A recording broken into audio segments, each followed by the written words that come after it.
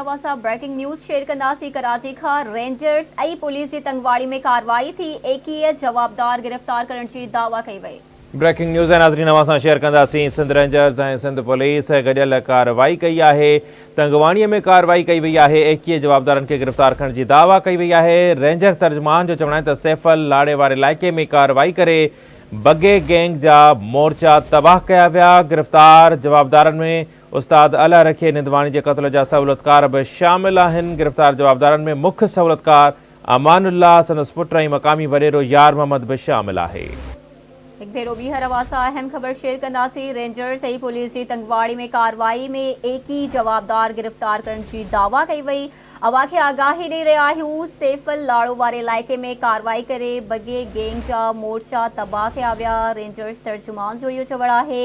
अवां खे आगाही ॾेई रहिया आहियूं। रेंजर्स तर्जुमान जो वधीक चवणु आहे त गिरफ़्तार जवाबदारनि में उस्तादुल्लाह रखियो निंदवाणी जे क़त्ल जा सहूलतकार बि शामिल आहे। तफ़सील मालूम कंदासीं। कराची में आवाज़ न्यूज़ रिपोर्टर आमिर सुपरो असां लाइन ते मौजूद है। जी आमिर।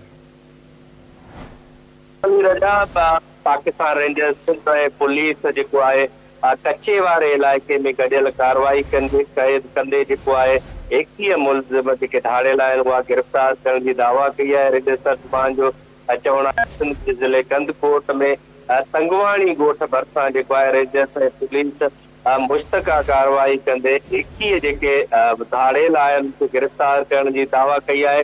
रेंजर्स तर्जुमान जो चवणु आहे त जेको उस्ताद क़तल थियो उन में गुरबल जेके सहूलतकार आहिनि मुख्य जवाबदार आहिनि उन्हनि खे बि गिरफ़्तार कयो आहे। ॿिए तरफ़ रेंजर्स जो चवणु आहे त कंदकोट जे कच्चे में जेकी गैंग आहे बगी गैंग उन जा जेके आम जेके धाड़ियल आहिनि उहे बि गिरफ़्तार कया आहिनि। रेंजर्स जो चवणु आहे त धाड़ियल सां गॾोगॾु असलो ऐं ॿिए जेको बारूद आहे उहो पिणु हथु कयो वियो आहे।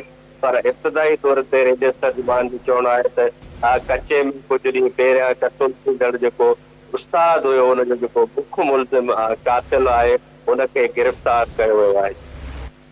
ठीकु आहे, महिरबानी अवां जी अपडेट करण लाइ। अवां सां ख़बर शेयर कंदासीं। ब्रेकिंग न्यूज़ आहे। रेंजर्स ऐं पुलिस जी तंगवाड़ी में कार्रवाई थी। 21 जवाबदार गिरफ़्तार किया।